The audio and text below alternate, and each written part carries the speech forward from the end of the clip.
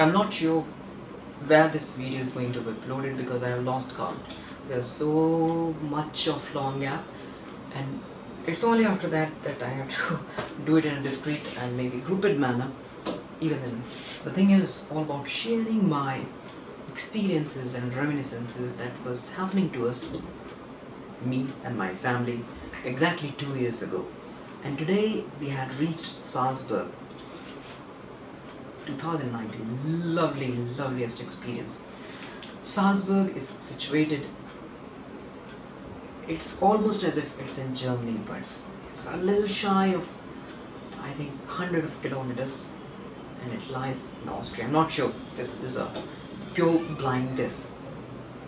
And it is the birthplace of the great musician and composer Mozart, who was truly called to be a prodigy, and many of us play its ringtone without ever knowing that behind it lies a genius who had come up with it and composed such a beautiful piece of music around 400-500 years ago. It was in 1600 something. And when we had reached the Salzburg, our previous destination was Prague. From Czech Republic to the Austria.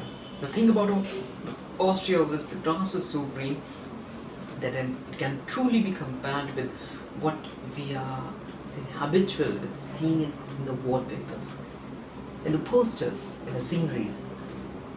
And there's so much editing and color enhancement in this business that it's hard to realize and point out the reality from the proper version. Anyways, it was the journey via train. We had switched 3 days that journey, and we had started around 9:25 and we reached by 1:30 or 1:40, 10, 11, 12, 1 for our journey. 2 plus 1. I think this was the combination of the trains which I had taken, and last one was the fastest, and it was running at around 250 kilometers per hour, but the scene was lovely. We had clicked the pictures like crazy, and seriously, it was unbelievable for me, and I was just flabbergasted at that point of time, and we were moving randomly from seat to seat, from side to side, and people were wondering what we are doing, but seriously, this was happening for us in our lifetime for the first time. It's such a beautiful scene was running past our train, and it was the loveliest experience. And as we reached into Salzburg, the first thing we saw was no tram was running into the city, and it was the bus that we had taken. And I think for 24 hours journey we had taken the bus, and the next day we didn't took the bus. And as we moved into the city on the first day, Salzburg is really famous for drizzling kind of rains which was pouring all over the city for almost the entire year.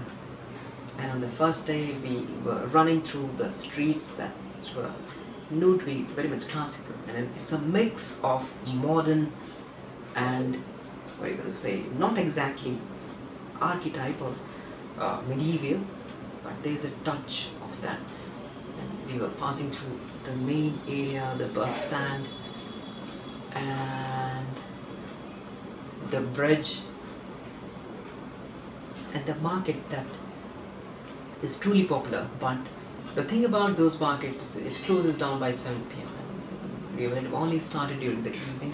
But anyways, even during the night, it's the fashion is there's nothing called as the hard shutters, that is shutter over it and it is locked. It's nothing like that. All the things are protected by the glass panes, even the costliest of the diamond rings and jewelries, and it's focused on via lights, so you can just relish your eyes while you roam through the market during the evening. It's such a lovely view. It was drizzling and it was getting cold, and on that night itself we had searched and explored the very place, the very home the great Mozart had spent his childhood. And